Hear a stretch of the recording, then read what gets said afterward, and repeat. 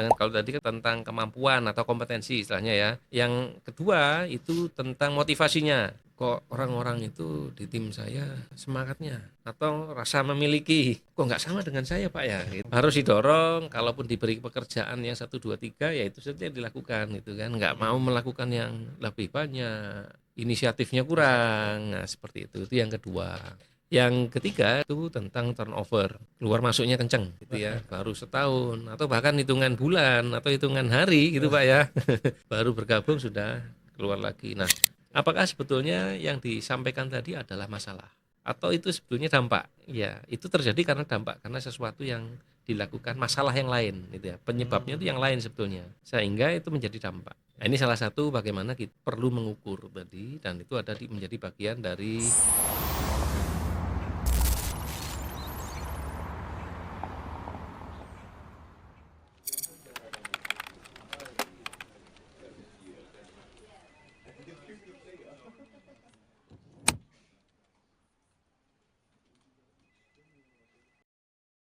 Bismillah, Assalamualaikum warahmatullahi wabarakatuh. Alhamdulillah wassalatu wassalamu ala rasulillah wa ala alihi wa sahbihi wa man walah wala haula wala. Mungkin bisa disebutkan mungkin masalah-masalah apa sih terkait pengembang. Kita izin mulai Pak ya. Yang biasa. Bismillah, Assalamualaikum warahmatullahi wabarakatuh. Alhamdulillahilladzi bi ni'matihi tatimmu shalihat. Masalah yang dirasakan atau masalah yang terjadi nih Pak Alfian. Yang pertama mungkin masalah yang dirasakan. Biasanya yang terjadi dengan yang dirasakan itu berbeda. Ya. Atau yang dirasakan itu sebetulnya bukan itu masalahnya. Oh, iya. Sebetulnya yang lain gitu kan. Yang kita dengar itu apa yang disampaikan oleh para pengusaha atau manajemen mungkin gitu ya. Beliau-beliau yang memang berada di posisi strategik, posisi pengambil keputusan di perusahaan itu yang disampaikan adalah apa yang dirasakan dulu gitu ya. Nanti kita perlu buktikan apakah memang itu adalah masalah atau bisa jadi ada hal yang lain yang sebetulnya itu menjadi masalah dan itu berbeda dari apa yang dirasakan. Yang seringkali disampaikan sebagai masalah gitu ya, ini berarti yang dirasakan itu contohnya satu, yang pertama adalah tentang ketidakmampuan. Ini berbicara tentang SDM, itu kan ada dua hal berarti ya, tentang SDM-nya sendiri atau tentang pengelolaan SDM gitu ya.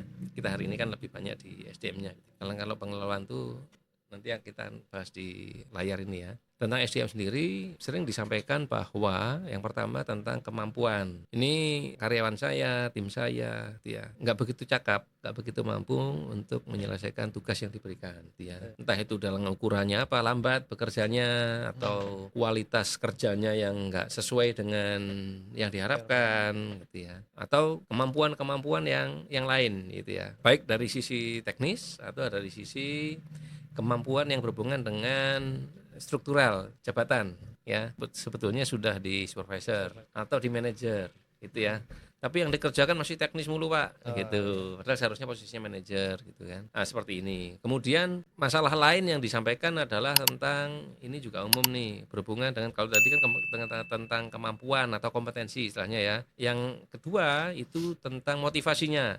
Kok orang-orang itu di tim saya semangatnya gitu ya, atau rasa memiliki gitu ya, kok nggak sama dengan saya Pak ya gitu ya, nggak sama dengan owner bahkan gitu kan. Harus didorong, kalaupun diberi pekerjaan yang 1, 2, 3 ya itu saja yang dilakukan gitu kan, nggak mau melakukan yang lebih banyak, inisiatifnya kurang. Nah seperti itu yang kedua. Yang ketiga dan yang mungkin yang dari tiga yang paling banyak itu tentang turnover, keluar masuknya kenceng gitu ya, baru setahun atau bahkan hitungan bulan atau hitungan hari gitu Pak ya, baru bergabung sudah keluar lagi. Nah ini juga dampaknya jadi keengganan bagi para pengusaha atau yang di level manajemen itu, akhirnya apa, kalau mau investasi tentang SDM-nya jadinya tertahan. Ini menjadi penghambat gitu kan Pak. Nanti kalau saya, contohnya yang paling sering ya, kalau kenapa sih nggak diberikan pelatihan? Nanti kalau saya latih Pak, sudah pinter orangnya keluar. Nggak hanya keluar, bikin usaha yang kompetitor gitu. Ini yang banyak dikhawatirkan Pak Alfian.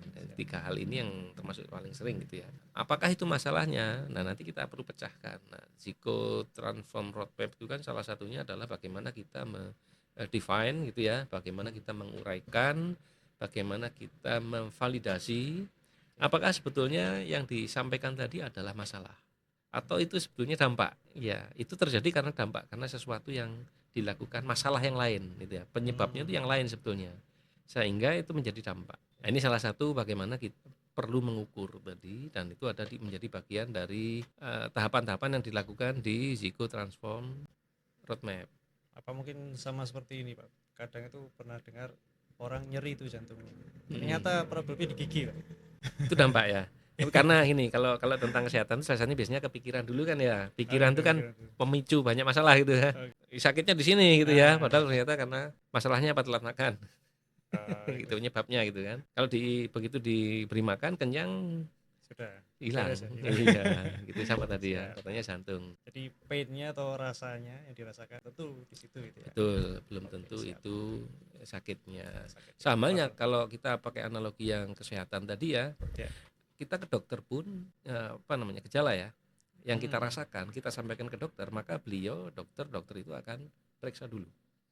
Gitu kan, untuk memastikan sebetulnya di mana sih masalahnya. Nah, hampir sama seperti itu. Kita memeriksa dulu di mana sebetulnya akar masalah, di mana sebetulnya masalah itu terjadi. Ini tapi biasanya para pengusaha ini memang ingin segera diselesaikan gitu, Pak. Atau malah bahkan ada yang biasa lah, sudah ini biasa sehari-hari seperti ini. Dianggap biasa. Dianggap biasa jadinya ya. Kondisi yang demikian itu kalau secara psikologis gitu ya akan datang dari dua dorongan gitu ya. Bagi mereka yang merasakan ini sebagai suatu masalah dan harus dipecahkan, maka akan mencari solusi untuk dipecahkan. Saya sakit nih gitu ya, nggak bisa, saya nggak boleh sakit terus, saya ingin sehat. Maka apa yang akan saya lakukan? Saya akan berikhtiar. Dengan cara apa? Dengan cara apa yang bisa saya mampu gitu kan. Apakah saya ke dokter, atau saya beli obat, atau kemanapun ya. Karena keinginan saya untuk sehat, untuk selesai dari sakit. Ada yang sudahlah, paling saya kalau sudah diobatin ya nanti sakit lagi. Gitu ya, udah biasa sakit ini, udah dari dulu ya kayak gini, saya kembung terus misalkan gitu ya. Nikmati ya, dinikmati ya, saya sendiri. Antum ini menikmati sih, saya bilang gitu kan. Loh, maksudnya gimana? Ya dibiarkan gitu kan. Kalau keengganan mencari solusi, keengganan untuk meninggalkan kondisi itu, maka ya kita anggap dinikmati, dirasakan terus gitu ya. Masalah demikian insyaallah gitu ya. Berarti harusnya tadi ya, Pak, merasa timnya ini tidak sesuai hasilnya dengan yang diharapkan perusahaan, kemudian sampai turnover, itu harusnya satu hal yang harus dicari solusinya. Betul. Dianggap dulu sebagai ini sesuatu yang seharusnya nggak demikian nih, gitu ya. Kita harusnya mencapai sesuatu yang lebih baik nih, gitu ya. Makanya kalau ada yang kita bertemu dengan seseorang ya, siapapun itu, lalu merasakan bahwa nggak apa-apa, ini normal gitu ya, maka kita coba brainstorming, kita coba berikan beliau sudut pandang yang berbeda. Kalau misalkan dilakukan hal yang berbeda, sesuatu yang berbeda, cara yang berbeda, apakah ada kemungkinan itu menjadi lebih baik, hasilnya lebih baik, dampak lebih baik bagi perusahaan misalnya. Kalau misalkan masalah yang dirasakan tadi diatasi ya, kita solve masalah itu, problem itu, apa yang mungkin dirasakan lebih baik bagi perusahaan, kondisi apa yang bisa didapatkan, pertumbuhan apa yang bisa didapatkan. Nah, itu perlu kita munculkan. Misalkan kalau masalah ini diselesaikan, berarti kan produktivitas tuh, berarti kan potensial revenue tuh gitu ya, berarti kan pendapatan, pertumbuhan perusahaan. Nah, nggak kepingin itu didapetin kan itu ya. Iya kepingin dong. Nah, kan pasti gitu, namanya usaha itu profitabilitas, pertumbuhan perusahaan itu kan pasti diinginkan gitu kan. Kalau ingin ke sana, ya kita kembali lagi, berarti yang dirasakan sebagai masalah ini harusnya dicarikan obatnya dong kan gitu ya. Nah, mau nggak?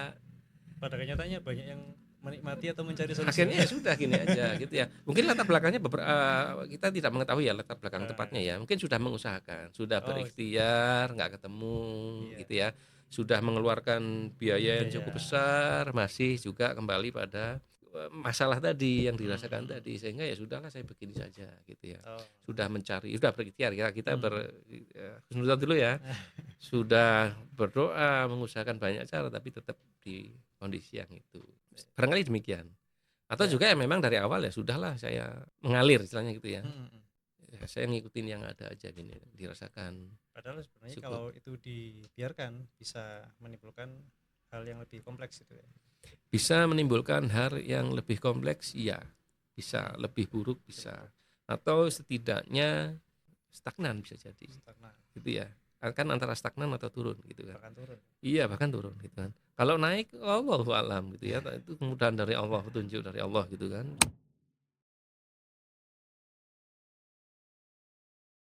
Kenapa gitu ya? Kemungkinan untuk naiknya pertumbuhan ini nggak kita menjadikan kemungkinan gitu ya. Karena apa? Karena sekarang kondisi saat ini di pasar ya, di dunia industri itu kan luar biasa itu kompetisinya. Ya. Ya, sekarang tuh pertumbuhan industri itu tantangannya luar biasa sekarang. Sementara perusahaan sejenis, perusahaan kompetitor, mereka sudah berlomba-lomba untuk memperbaiki. Berlomba-lomba mencari cara supaya lebih efektif, supaya lebih efisien, gitu ya. Dengan cara apapun gitu kan, Bahkan menggunakan teknologi. pemain Bahkan baru pemain baru. lincah sekali biasanya. Betul, gitu kan, menggunakan Ya. teknologi, gitu kan, creativity mereka digunakan, gitu kan. Dengan cara apapun yang mereka sudah pakai. Nah, kalau kita berada di posisi yang ya sudah saya aman seperti ini aja gitu ya.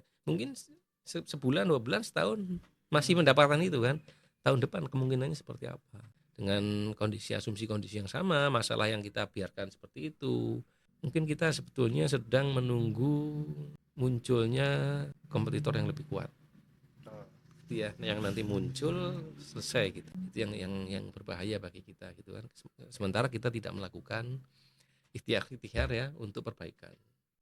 Demikian. Siap, Masya Allah. Tapi Pak, mungkin bisa dijelaskan bagaimana menyelesaikan hal-hal tersebut tadi dengan alat bantu mungkin Pak, supaya lebih mudah, sistematis, terukur seperti itu. Ya, nah ada alat tentu saja ya, sebagaimana ikhtiar kita tadi, kita coba gunakan analogi kesehatan tadi yang sederhana gitu kan. Kita mengharapkan suatu kondisi itu kan tujuan ya, tujuan yang ingin kita capai, di mana anggap saja umur perusahaan itu berapa lama sih gitu kan. Itu kan kondisi ideal ya, misalkan sekarang sudah 5 tahun lagi seharusnya ingin kita mengharapkan seperti apa, kondisi perusahaan ini seperti apa yang ingin kita capai di 3 tahun ke depan, tahun depan, atau 5 tahun ke depan. Nah kan kita harus mengukur kondisi saat ini di mana, gitu ya. Kondisi saat ini di mana, sehingga kita bisa mengetahui dengan pasti ada apa sih gap yang terjadi di perusahaan ini, gitu ya. Kondisi kesehatannya perusahaan ini seperti apa, itu kita perlu ketahui, kita perlu check up, kita perlu periksakan gitu ya. Sehingga dengan mengetahui kondisi saat ini dibandingkan dengan kondisi yang kita harapkan, yang kita ingin capai, goalsnya, objektifnya, kita mengetahui apa saja yang harus kita lakukan. Gitu ya. Ini ya tentu saja mulainya dari mana? Keinginan untuk mencapai kondisi yang ingin dicapai, goalsnya, gitu ya. Tanpa keinginan tadi yang tadi menikmati tadi, kita ya pokoknya di level sekian, tangga ketiga ya sudah di situ aja terus sudah gitu ya. Sampai munculnya kompetitor nanti ditutup sudah. Gitu ya. Tapi saat sudah muncul keinginan, enggak, saya seharusnya ingin dari tangga ketiga ingin ke tangga 5 atau ke 7 ya. Maka ikhtiar kita apa? Ya mencapai 4 tangga lagi kan gitu kan. Ini kalau kita pakai analogi tangga tadi. Nah, di Ziyadah Consulting kita memiliki alat yang namanya business check up. Itu untuk mengukur gitu ya. Kemudian juga ada namanya Zico Transform Roadmap ya, yang mana itu adalah bagaimana kita menyusun roadmap atau blueprint gitu ya. Nah sebelum ke sana kita sudah tampil di layar ini kan Pak Alfian, ini adalah Ziyadah Transform Formula ya. Ini adalah tools kita ya untuk memetakan, menguraikan sebetulnya ya, terlihat ya dengan jelas ya Mas Akbar ya, alhamdulillah. Nah, Ziyadah Transform Formula adalah tools kita untuk menguraikan ya.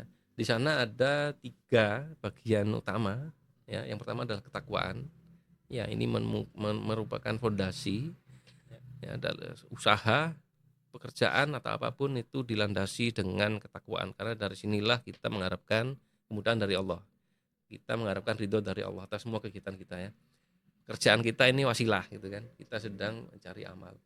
Nah kemudian dari ketakwaan tadi, setelah ketakwaan tadi ada 2 faktor utama, yaitu people, faktor SDM-nya, kemudian ada sistem. Jadi orang yang mengerjakan dibantu dengan sistem. Sistem itu alat secara keseluruhan ya. Ya, sistem. Ini yang people, Pak, ya. People itu yang berarti di sebelah kanan layar ya. Di sebelah kiri saya, kemudian dua-duanya sebelah kiri saya sih ya. Di sebelah kanan layar, kemudian di sebelah kiri layar itu adalah sistem gitu ya. Sistem itu karena kita fokus pada SDM, maka contohnya sistem itu apa? Sistem dari sisi legal, kemudian pengelolaan orang, bagaimana rekrutmen, kemudian penyusunan compensation, bagaimana kita menyusun pelatihan. Ini kaitannya dengan people juga ya. Iya, Tapi kalau sistemnya itu bagaimana kita mengelolanya, gitu ya. Siap. Mengelolanya sistemnya itu kan manajemennya ada di sana gitu ya. Sementara dari sisi people, maka di sini fokus pada orangnya. Ya, kemampuan orangnya, kemudian apa ini? Mindset, gitu ya. Motivasi orangnya, kemudian kompetensinya. Nah, kita fokus ke sana. Karena yang melakukan pekerjaan itu adalah orang di perusahaan itu gitu ya. Meskipun kita menggunakan alat mesin gitu ya, alat itu yang dioperasikan oleh orang ya, makanya ini salah satu bagian dari dua komponen dasar tadi. Nah, kita perlu ukur gitu ya Pak Alfian ya, di Ziko transform roadmap ya, check up termasuk bagiannya. Kita juga melihat bagaimana sih kondisi orang-orang yang berada di perusahaan. Kita ukur, gitu ya, motivasinya bagaimana. Setiap orang itu Pak. Setiap orang, mulai dari iya, ya, tapi nanti kalau jumlahnya cukup besar, maka kita biasanya sampling, terutama untuk yang di bagian yang eksekutor, gitu ya. Tapi mulai dari yang kita fokuskan adalah dari pendiri, founder, owner, itu yang harus gitu ya, karena berhubungan dengan mindset, berhubungan dengan visi misi, komitmen ya, kita perlu sekali memahami itu. Kemudian turun ke layer berikutnya, di level manajemen, baik itu top, middle maupun lower management, kita juga mengukur mereka di posisi-posisi tadi. Sama halnya di sini ya, bagaimana sih akidah mereka, mindset mereka itu mana di perusahaan. Kemudian motivasi, apa sih motivasi mereka berada di perusahaan ini? Kita perlu ketahui itu. Bener nggak? Sudah mempunyai semangat yang sama, motivasi yang sama terhadap pertumbuhan perusahaan. Gitu ya. Kita perlu ukur itu. Jangan sampai ada mereka yang berada di level strategik, di level kritis, membuat keputusan ternyata motivasinya bukan pada pertumbuhan perusahaan. Masih individu, personal, buat dirinya sendiri. Nah, ini kan berbahaya. Kita perlu ketahui itu. Kemudian juga kita perlu mengukur dari si people itu bagaimana kompetensinya. Knowledge, kemudian skill, kemudian experience atau behavior mereka. Faktanya memang yang terjadi ya di skala kecil dan menengah itu ada posisi-posisi yang jabatan, terutama ya, jabatan dulu ya, itu menempatkan orang di posisi-posisi itu bukan melalui kriteria kompetensi. Ya, masa kerjanya dulu ditempatkan gitu ya, karena ini paling lama ditempatkan di posisi yang bertanggung jawab, misalkan supervisor atau manajer. Padahal kan seharusnya juga ada aspek kompetensi yang dipertimbangkan. Nah, itu tidak diisi oleh orang-orang yang kompeten gitu kan, baik itu secara teknikal atau kompeten secara fungsional. Itu perlu kita ukur, kita perlu petakan. Kemudian bagaimana dengan pengalaman ya? Pengalaman ya. Apakah sudah memiliki pengalaman yang cukup? Ya. Kenapa sih kita perlu mengukur itu, kompetensi, pengalaman? Karena ini tentang kemampuan menyelesaikan pekerjaan. Kemampuan tentang menghadapi hari-hari mereka. Gitu kan. Cakap nggak sih untuk menyelesaikan pekerjaan? Kalau orang-orang yang berada di tim kita tidak memiliki kemampuan yang cukup menyelesaikan pekerjaan, apa yang akan terjadi kira-kira? Pada produktivitas kan itu ya, kita mengharapkan pekerjaan itu diselesaikan oleh orang yang nggak kompeten, maka ya kemungkinannya nggak bisa 100% diselesaikan, atau kualitas kerjanya nggak bisa terpenuhi, gitu Pak ya. Ya. Seorang kita menempatkan misalkan contohnya apa? Kalau di industri kue misalkan ya, produksi kue atau makanan tidak diisi oleh orang yang cakap dalam membuat adonan misalkan. Ya, nanti kan berarti rasa Ya. gitu ya, atau jadi apa enggak gitu kan itu kan.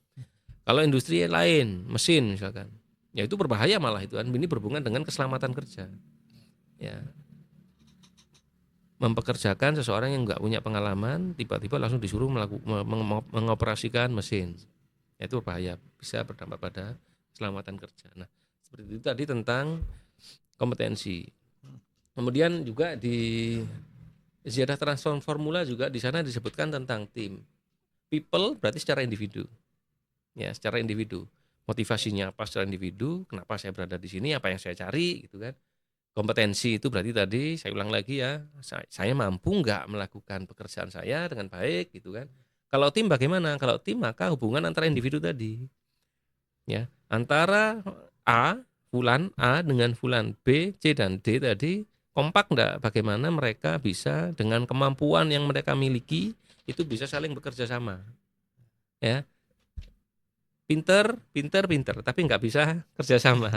Gitu ya. Sendiri-sendiri. Iya, nanti kerja sendiri-sendiri gitu kan. Oh ini punya saya yang penting udah selesai, punyamu urusanmu. Itu kan berbahaya. Mereka selain kemampuan, selain motivasi yang kuat dari masing-masing individu, kita juga perlu kelola ya kompetensi atau kemampuan atau motivasi secara tim. Mereka juga harus bisa bekerja sama dengan baik. Mereka harus bisa berkolaborasi. Gitu ya. Entah itu secara tim, secara peers, secara level satu tim yang sama, atau juga tim di mana di sana ada atasannya, juga ada tim membernya, ada bawahannya. Itu mereka harus kompak gitu ya. Itu dari sisi tim. Nah, tools ini akan membantu memetakan ya, apakah tim yang dimiliki, karyawan dimiliki itu sudah pada pertama kompetensinya sesuai, ya, mereka sudah cukup motivasinya memang benar gitu ya. Di sini nih mau apa? Ya. Di sini mau apa? Mau ngapain di sini? Dan juga secara tim mereka saling mendukung, saling kompak. Itu butuh kita ukur.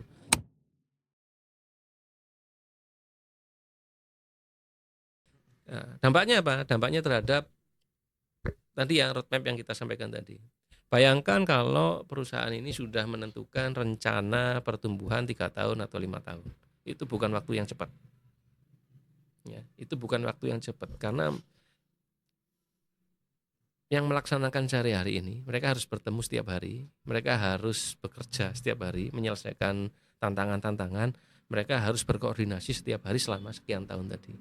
Ya, maka ini sangat dibutuhkan tadi itu, motivasi itu sangat dibutuhkan.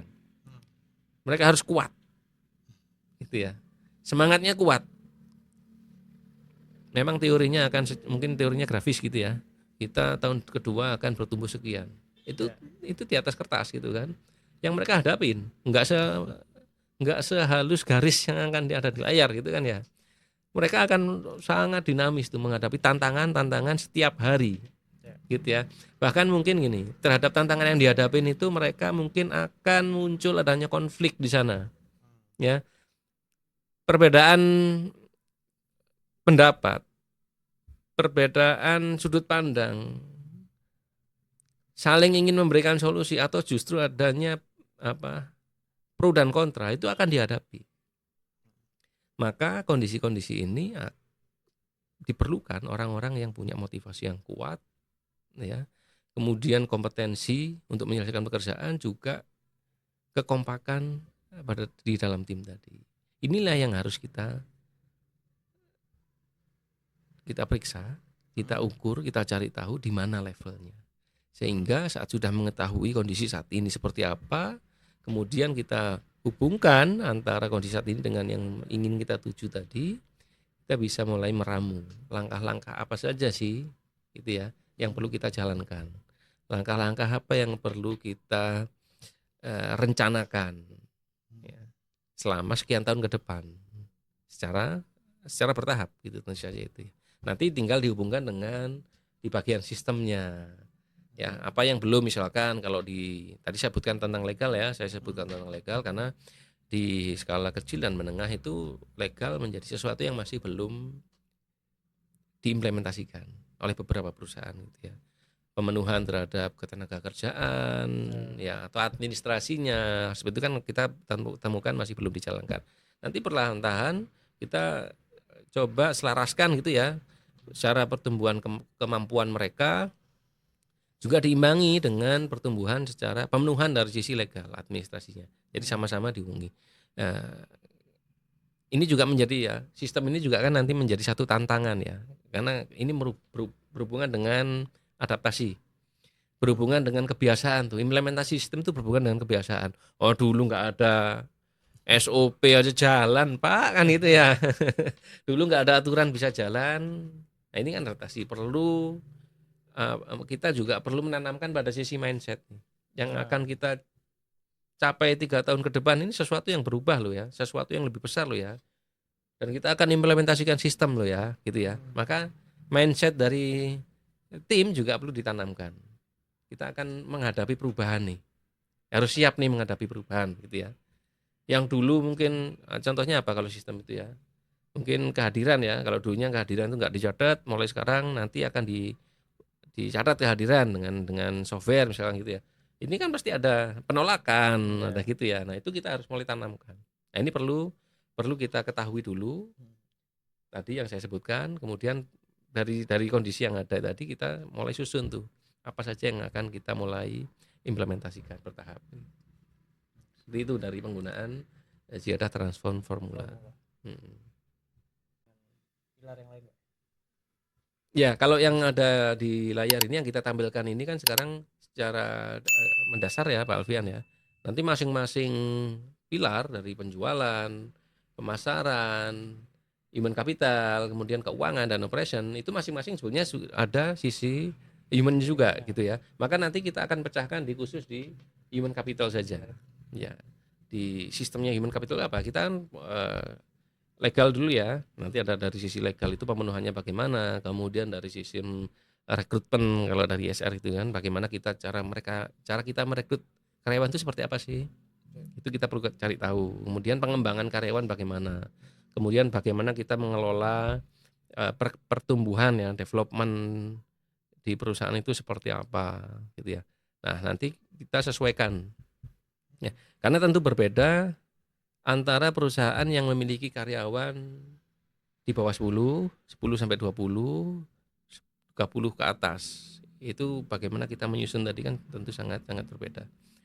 Nah, demikian. Nah, kita susun nanti secara selaras seimbang nih, menyusun organisasinya bagaimana, ada sistemnya, kemudian mempersiapkan orangnya tadi ya dari sisi motivasi, kompetensi dan timnya tadi juga akan kita sesuaikan. Saya pilih Ziyadah Transform Formula. Nah, dari ini adalah roadmap ya. Kalau tadi Ziyadah Transform Formula adalah tools yang kita gunakan untuk menguraikan, kemudian dari apa sih yang kita jalankan gitu ya. Di penyusunan roadmap itu kita mengukur, kita memetakan. Ada di sana fase bisnis, kemudian ada maturity level gitu ya yang sudah dibahas di pertemuan sebelumnya gitu ya. Nah, itu adalah tools-tools yang kita gunakan untuk memeriksa ya, check up. Nah, dari hasil check up tadi kita juga melakukan observasi ke lapangan. Tentu saja kita perlu melihat, kita melakukan interview bahkan gitu kan. Kita melihat dokumen-dokumen proses yang selama ini dijalankan. Kita melihat faktanya bagaimana gitu ya. Kemudian dari hasil observasi tadi, dari dokumen-dokumen yang kita review tadi, dari interview yang kita jalankan tadi, ya, kita akan olah ya bersama para konsultan yang lain sehingga menjadi roadmap seperti ini, gitu ya. Tentu saja di awal kita harus sepakati nih Pak Alfian, apa sih yang ingin dicapai oleh pengusaha, pemilik usaha atau pimpinan tertingginya perusahaan gitu ya dalam waktu 3 atau 5 tahun ke depan. Ya, memang ada secara ideal gitu ya kita punya gitu kan 5 tahun fase bisnis itu kan ada itu. Tapi bagaimanapun juga masing-masing pemilik usaha itu, pemilik perusahaan juga memiliki tujuan kan, punya harapan gitu kan. Saya 3 tahun lagi ingin perusahaan saya itu seperti ini. Nah itu menjadi salah satu acuan, menjadi salah satu ukuran yang ingin kita capai di tahun ketiga atau kelima tadi, sebagaimana diharapkan. Ya, nanti kita akan ukur apakah ini rasional. Nah, itu. Ya, cita-cita itu boleh gitu Ya. kan, tapi kan harus terukur dan rasional gitu kan. Nah, rasional berarti memang secara dengan tools, dengan alat, dengan ikhtiar kita itu memungkinkan untuk dicapai, Ya. gitu kan. Kalau memang iya boleh gitu ya, maka kita tetapkan menjadi suatu tujuan. Contoh di layar ini kan ada berapa tahun nih ya, 1, 2, 3, 4, 5 gitu kan, 5 tahun gitu kan, kita menyusun roadmap selama 5 tahun ke depan dari sisi sumber daya manusia gitu kan. Maka di sana seperti yang saya sampaikan tadi, kita akan bertahap. Kondisi saat ini di pertengahan 2025 apa sih yang sudah dimiliki ya, dengan kondisi usaha, dengan umur usaha yang sudah kita ketahui, apa yang sudah dijalankan. Nah, maka kita tentukan. Nah, sebagaimana Ziyadah Consulting, kita punya halal, kemudian apa yang kedua? Halal transfer accelerate gitu kan. Halal itu kan bagian saya memahami sebagai halal itu harus fundamental gitu kan. Fundamental harus kuat gitu kan. Maka fundamental itu di tahun pertama kita harus penuhi dulu. Bagaimana struktur organisasinya.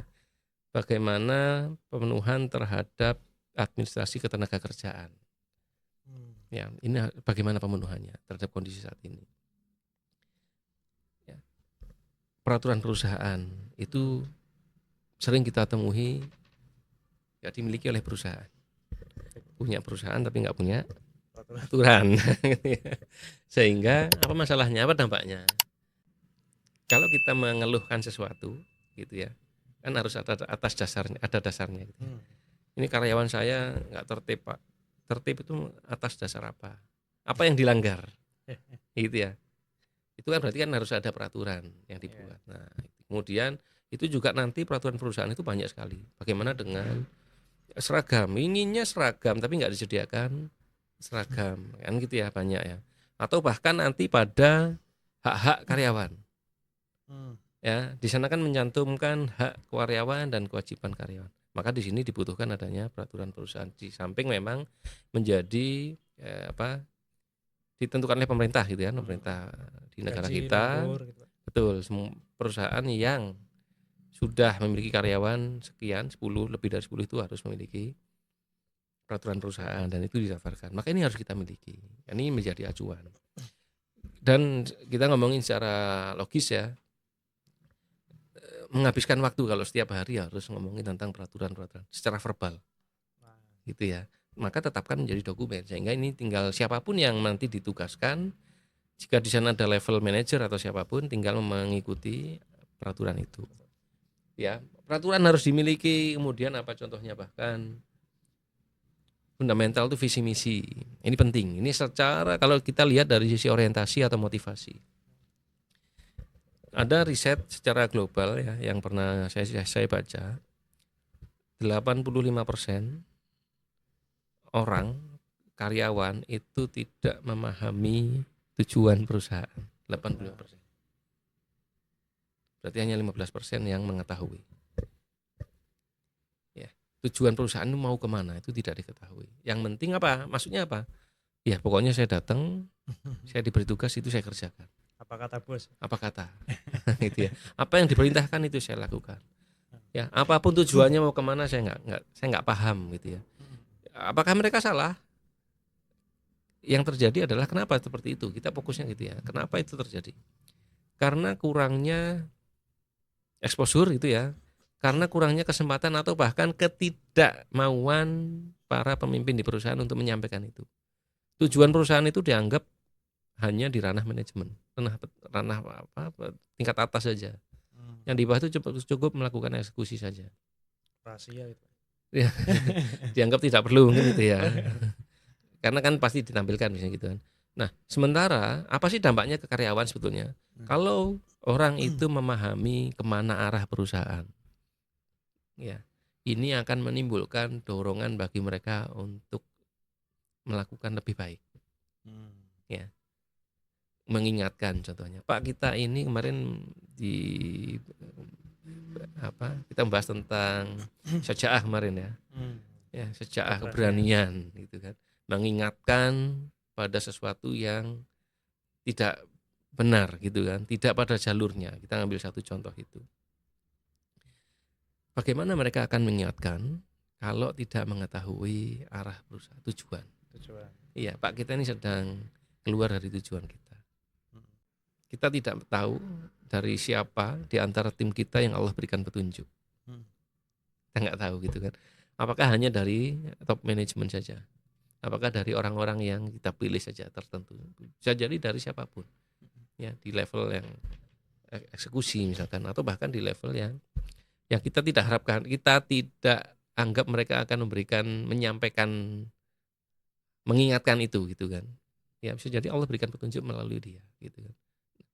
Mengingatkan bahwa kita sedang melakukan sesuatu yang luar jalur dari tujuan perusahaan, itu bisa jadi.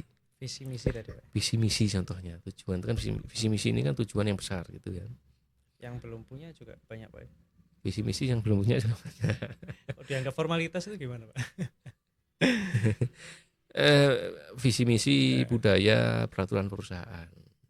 3 ini yang sering kita temui tidak dimiliki. Ya. Padahal itu harus ya. Atau punya visi misi, tapi hanya pada dipikirkan saja, tidak disebutkan, bahkan tidak divisualisasikan. Ya, gitu ya. Beberapa waktu yang lalu juga saya pernah ada di satu diskusi ya.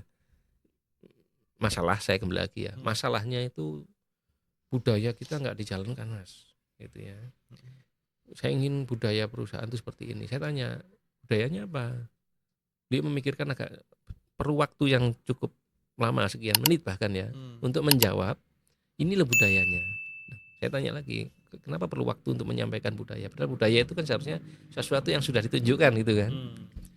Oh, punya kita budayanya. Lalu menyebutkan satu kata ya, itu menjadi budaya. Ada di mana budaya ini? Maksud saya, dari mana teman-teman di perusahaan antum mengetahui budaya ini? Disebutkan saja secara verbal. Oke. Apakah itu tidak terlihat? Ternyata tidak terlihat. Ya. Sementara kalau kita sudah, alhamdulillah sudah dimiliki gitu ya. Kalau sudah dimiliki kan berarti harus diketahui. Kalau sudah diketahui kan dijalankan gitu ya kalau budaya kan, sehingga menjadi budaya. Nah, kembali lagi hal-hal seperti ini adalah cara. Kalau sudah tim kita tidak mengetahui tujuannya kemana, visi misinya apa, budayanya apa, yang terjadi adalah pada level motivasi nanti. Kenapa saya di sini? Ya sudah Pak, saya datang, saya pulang, saya selesaikan tugas yang diberikan ke saya, akhir bulan terima gaji, sudah, itu saja. Ya, keinginan untuk melakukan lebih ya saya nggak perlu, saya nggak tahu harus ngapain lagi gitu kan. Gitu. Nah, sementara kalau mengetahui tujuan, minimal begini Pak, ini yang pernah juga sering saya sebutkan ya, sering kita sampaikan bahwa contoh di lapangan. Saya sudah selesai nih pekerjaan nih, jam 3. Sudah selesai semua tugasnya. Saya masih punya waktu 2 jam. Kalau seseorang itu mengetahui tujuan, ya, 2 jam itu akan dilakukan hal lain yang berhubungan dengan tujuan tadi. Insya Allah demikian. Karena secara psikologi manusia itu mereka menghabiskan waktu dengan cara apapun, dengan melakukan apa saja yang dikepikiran gitu ya. Ya, kalau dia nggak tahu apa yang harus dilakukan lagi, nggak punya tahu tujuannya apa, ya sudah stop di situ. Dia menghabiskan waktu dengan apa saja yang ada di pikirannya. Sementara itu kita nggak bisa memastikan bahwa selaras apa enggak dengan tujuan. Tapi dengan dia memahami tujuan gitu ya, apa yang ingin dicapai, maka dengan 2 jam yang dia miliki tadi, 2 jam yang tersisa, dia bisa setidaknya berpikir, mencari apa sih yang bisa saya lakukan untuk menghabiskan 2 jam saya ini yang berdampak pada tujuan perusahaan. Pencapaian tujuan. Tujuan. Entah itu belajar ya. Kalau belajar ini Masya Allah berarti kan. Peningkatan kompetensinya sudah meningkat gitu kan. Nah, seperti itu. Itu berhubungan dengan SDM tadi. Kemudian contoh lagi ya yang berhubungan dengan roadmap. Roadmap ini adalah peta. Berarti kita akan tentukan selama 5 tahun ke depan. Memang kebanyakan kita akan lebih pada 3 tahun ya. 3 tahun itu kita akan susun Pak Alfian. Apa saja yang perlu diimplementasikan, apa saja yang perlu dijalankan, apa saja yang perlu dibuat, bahkan gitu ya. Kalau kembali lagi ke Ziyadah Transform Formula tadi kan, dari sistem yang ada itu kita buat, ya kita adakan atau kita ganti, kan gitu ya. Kalau sudah ada tapi bisa kita perbaiki, ya kita akan perbaiki menjadi lebih bagus gitu ya. Kalau belum ada maka kita buat supaya ada. Nah, selama 3 tahun atau 5 tahun kita akan susun itu. Kita akan bertahap karena tidak bisa gini. Perusahaan harus terus berjalan. Prinsipnya itu kan. Sementara ada banyak hal yang harus kita lakukan supaya tercapainya tujuan. Kita masukkan satu persatu rekomendasi tadi, satu persatu langkah, sembari operasional perusahaan berjalan. Kita install satu, ya sampai itu menjadi suatu behavior gitu ya. Bagus, kita tambahkan lagi. Kita terus bertahap seperti itu. Kita menjadikan kebiasaan itu dengan bertahap.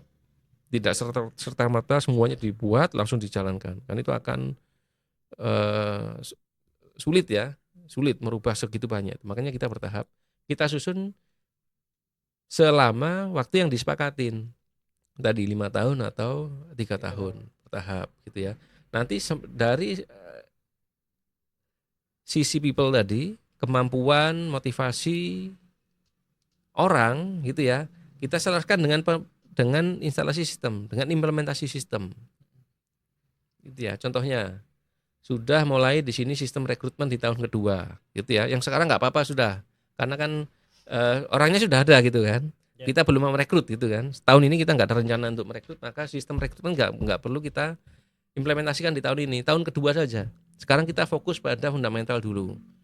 Ya, motivasinya diterapkan lagi, mindsetnya itu kita tekankan lagi di sana. Baru dari sisi sistemnya apa? Administrasinya, peraturan perusahaan itu di tahun pertama. Tahun kedua apa lagi? Nah, baru kita susun seperti itu terus sampai tahun ketiga apa? Nah, mulai di sana tahun ketiga karena ada harapan pertumbuhan operasional dan jumlah orang di tahun kedua, maka di tahun ketiga mulailah di sana pengembangan antar divisi. Contohnya di sana. Sudah mulai ada kita menunjuk seorang spesialis di SDM gitu ya. Dan seterusnya di tahun keempat dan di tahun kelima. Nah, proses penyusunan blueprint ini atau roadmap ini kita menggunakan prinsip tadi ya bertahap. Ya. Karena ada tantangan yang besar itu di sana di mindset. Ya. Menghadapi perubahan. Ya. Menghadapi dinamika, kan dinamis sekali ini ya. Dinamis sekali. Yang sebelumnya tanpa proses sekarang dengan proses. Maka kita bertahap. Kemudian ada partner di mana dari sisi Ziyadah Consulting akan hadir untuk memastikan bahwa proses ini berjalan. Ya. Kalau ada kendala yang dihadapin, kita menjadi partner dalam diskusi. Bagaimana kita menghadapi masalah ini? Bagaimana kita menyelesaikan, mencari solusi atas tantangan yang dihadapi tadi. Nah, seperti itu. Fokusnya ada pada tahun pertama. Tahun pertama itu kita benar-benar fokus pada implementasinya, pendampingan itu di tahun-tahun pertama. Berarti Ziyadah Consulting ini juga bisa mendampingi untuk pembuatan roadmap-nya Pak, plus didampingi implementasinya. Nah, kita hadir mulai dari check up-nya. Sebelum roadmap itu ya? Sebelum roadmap, jadi kita akan banyak melakukan interview, dokumennya kita akan minta gitu ya, bahkan sampai pada satu hal yang dianggap sensitif apa itu, catatan keuangan itu kita minta, ya kita periksa gitu kan, kita periksa semuanya kok supaya kita benar-benar memahami kondisi saat ini seperti apa sih perusahaan ini, ya kan. Nah, kita ingin berusaha sebaik mungkin, kita berusaha sebaik-baiknya yang kita mampu, ya. Artinya apa? Kalau kita sudah mengenali dengan baik kondisinya, maka harapannya adalah kita menyusun roadmap ini dengan lebih tepat. Ya, yang sudah dimiliki yang kita nggak perlu buat, gitu ya. Kita perbaiki saja, kita tingkatkan saja. Kalau bahkan sudah bagus ya sudah jalankan saja. Kita bisa fokus pada pengembangan apa lagi yang perlu kita tambahkan. Nah, dari diukur tadi, di check up tadi, kita olah datanya gitu ya. Ini kan perlu waktu sekitar penyusunan itu kan 2 bulan ya, rata-rata 2 bulan, 60 hari kerja. Kita observasi tadi, nanti kita diskusikan dari 5 pilar tadi. Jadi tidak hanya dari yang SDM saja. Iya, kita perlu alignment, sinkronkan dengan strategi penjualan bagaimana, kemudian pemasaran, operasional bagaimana. Jadi kita harus selaras ya, kita harus align. Bahkan menentukan di tahun pertama, tahun kedua, per kuartal bahkan Pak Alfian. Kuartal 1 tahun depan, tahun ini apa yang akan kita jalankan. Gitu ya. Mau fokusnya di mana? Fokus di penjualan. Orangnya ada enggak?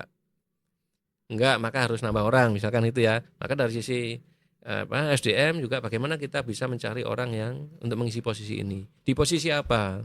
Gitu ya. Sudah ada manajernya belum? Kalau sudah ada manajer, ini orangnya berapa? Perlu supervisor apa enggak? Bagaimana dengan kualifikasi manajer yang ada sekarang? Ya. Iya, ditingkatkan, perlu diberikan pelatihan atau diganti bahkan gitu ya. Oh, ternyata ini bukan orang yang tepat di posisi itu. Kita akan sarankan untuk melakukan sesuatu penyesuaian gitu kan, supaya memang dampaknya lebih optimal pada roadmap yang kita sudah sepakati tadi. Ini urutannya memang harus seperti ini atau tergantung ini Pak, industri misalkan? Urutan dari tahapan tahun pertama, kedua, ketiga dan seterusnya gitu. Ya. Iya, yang jelas pertama fokus kita adalah pada objektif apa sih yang ingin dicapai gitu ya. Di tahun keberapa. Lalu kita akan lihat rasionalnya gitu kan. Itu kan jadi tujuan gitu kan. Baru kita ukur tuh selama sekian tahun anggap aja gimana kita sepakati, contohnya 3 tahun ya. Selama 3 tahun untuk mencapai tujuan tadi dan kita anggap itu rasional gitu ya. Kita pakai SMART gitu kan. Dengan kondisi yang saat ini baru kita tahapannya gitu kita susun Pak Alfian. Masing-masing perusahaan akan berbeda. Gitu kan. Karena kondisinya berbeda. Tujuan mereka juga berbeda gitu kan.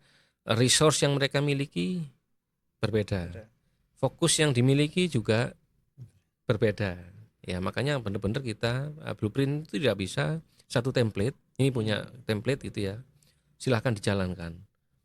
Ya, sangat-sangat perlu dibuat custom gitu kan. Kita sesuaikan dengan masing-masing perusahaan. Kalau untuk memulai usaha mungkin itu template bisa digunakan ya. Tapi karena untuk berhubungan dengan blueprint di mana perusahaan sudah berjalan, maka perlu kita sangat perlu ukur kondisi saat ini bagaimana, kemudian dibandingkan dengan apa yang ingin dicapai tadi, tujuannya ke arah mana gitu ya.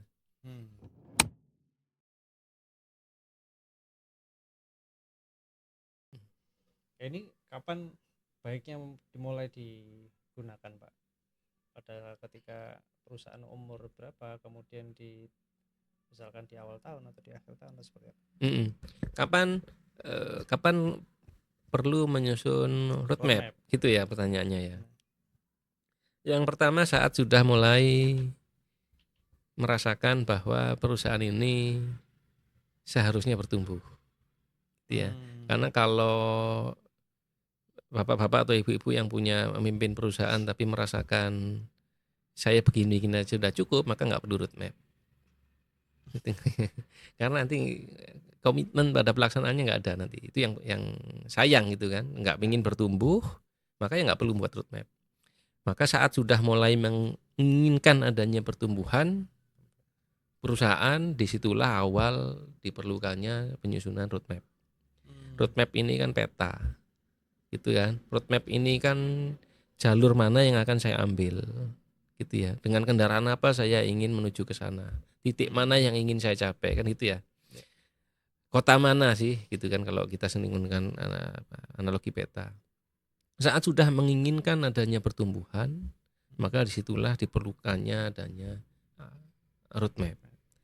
Roadmap ini nanti menjadi petunjuk, menjadi acuan, menjadi panduan strategi apa yang akan diambil, langkah-langkah apa yang ingin dijalankan, alat-alat apa yang harus dimiliki, siapa yang harus dilibatkan, gitu ya.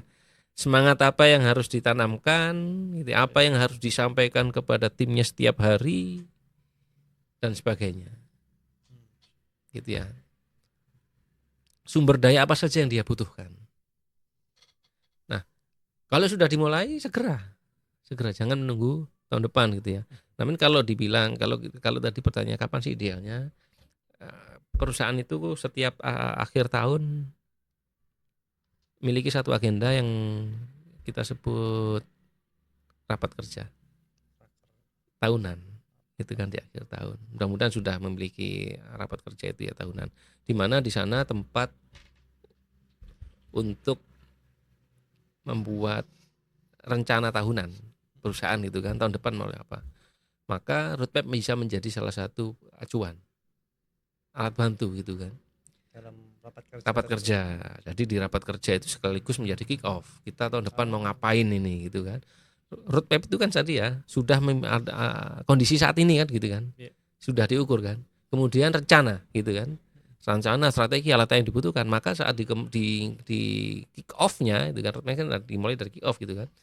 Saat rapat kerja maka ini insya Allah menjadi satu momen yang cocok gitu kan, yang tepat gitu kan. Jadi dimulainya adalah di awal tahun depan misalnya. Gitu. Jadi contohnya sekarang bulan apa ini Pak Alfiani? Sekarang bulan Agustus ya. Agustus. Oke nih, Agustus nih kita bayangin nih pakai ukuran sekarang nih. Roadmap-nya karena sekarang sudah tanggal 7 ya sekarang ya.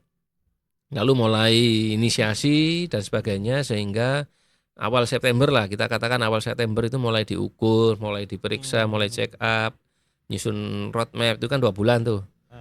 September, Oktober nih dapat hasilnya gitu kan, ngukurnya kan 2 bulan tuh. Akhir Oktober sudah mendapatkan hasil roadmapnya gitu kan.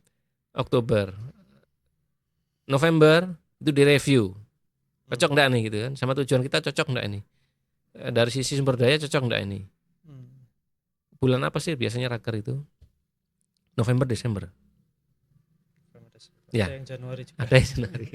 Anggap aja di akhir tahun ya, karena kan yang ideal di akhir tahun sehingga di 1 Januari sudah mulai gitu kan pakai kalender. Nah, ini kayaknya momen yang tepat ini gitu ya. Jadi kan karena roadmap itu tadi ya perlu mengumpulkan energi yang besar gitu kan. Pertumbuhan perusahaan itu perlu energi. Roadmap itu percepatan sebetulnya. Tadi review apa itu Pak? Maksudnya review yang November tadi? Makanya, jadi kita memiliki roadmap itu berarti akselerasi sebetulnya. Ya. Pertumbuhan yang lebih dari apa yang sekedar kita jalankan.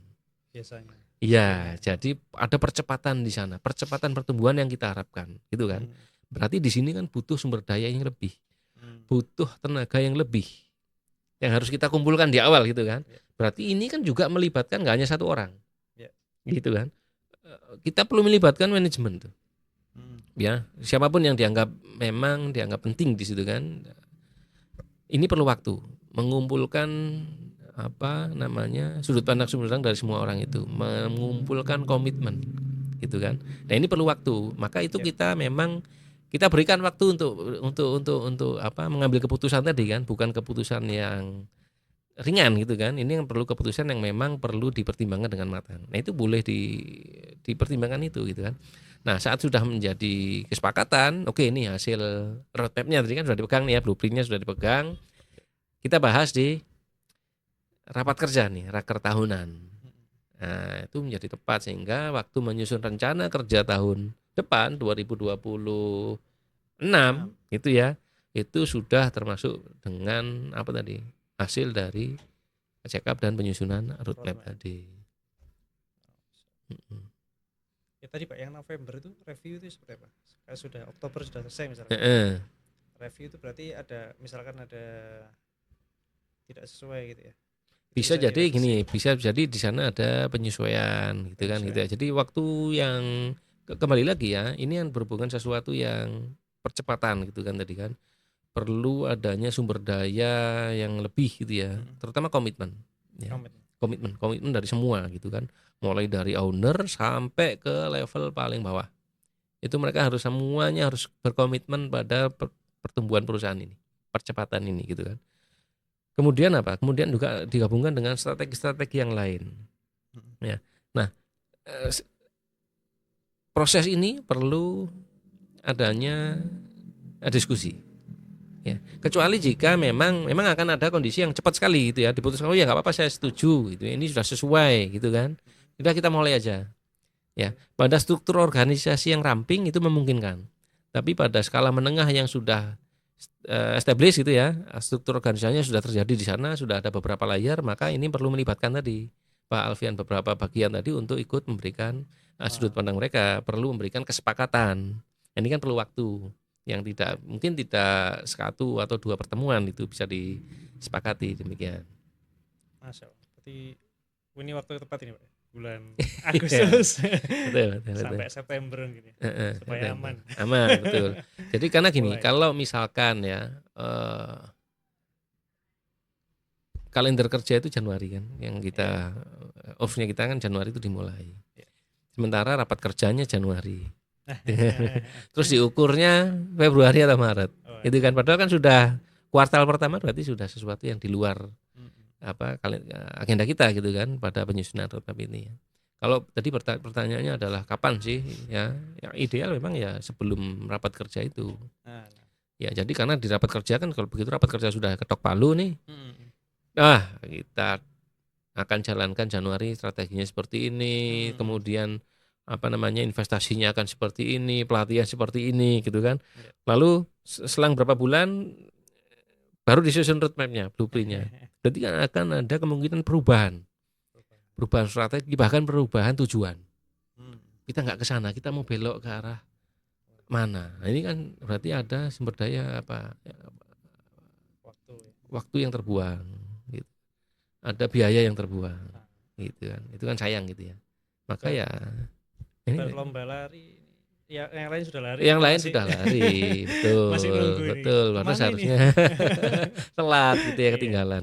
Padahal seharusnya Januari itu sudah mulai berlari sudah gitu kan. Sekarang 1 bulan, 2 bulan, 1 kuartal itu waktu yang sangat berharga bagi satu perusahaan gitu. Iya, Masya Allah. Berarti pas sekali nih pembahasannya. Iya, betul. Nah, ini di satu sisi aja Pak ya, SDM, dan nanti roadmap ini akan bisa membahas semua pilar Pak ya. 5 pilar, betul. Pemasaran, keuangan bahkan. Ya. Jadi pada dasarnya memang idealnya begitu ya. Kita berusaha untuk dari kelima pilar itu semuanya disusun secara beriringan bersamaan, gitu ya.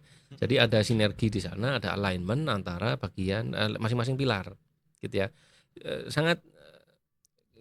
Kita bayangkan dari sisi SDM-nya dibaguskan, sementara dari sisi penjualan operasional tidak. Maka di sana akan ada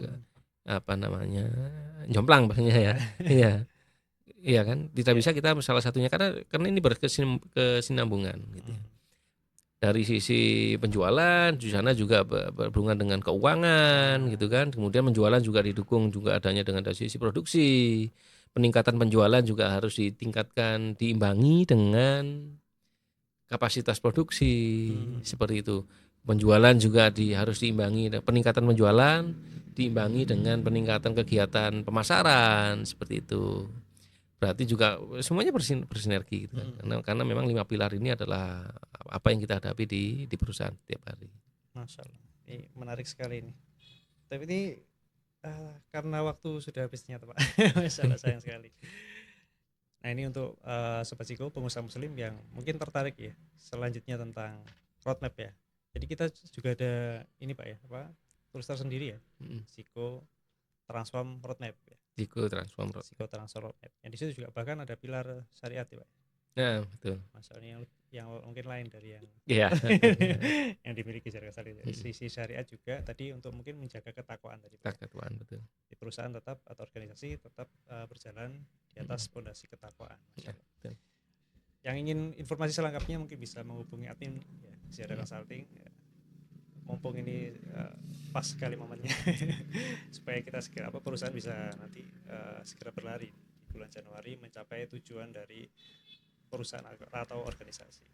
Jazakallahu khair Pak Sulis atas materinya, semoga bermanfaat untuk para pengusaha muslim, karena ketika tadi target perusahaan tercapai insya Allah juga bisa berdampak untuk semuanya Pak ya, termasuk kesejahteraan dari sumber daya dari perusahaan yang ada. Masya Allah, semoga Allah mudahkan para pengusaha muslim ya untuk memberikan kesejahteraan untuk para karyawannya. Semoga jadi amal soleh untuk antum Pak yang sudah menyampaikan materi. Amin. Kita tutup dengan doa kafaratul majlis. Assalamualaikum warahmatullahi wabarakatuh. Waalaikumsalam warahmatullahi wabarakatuh.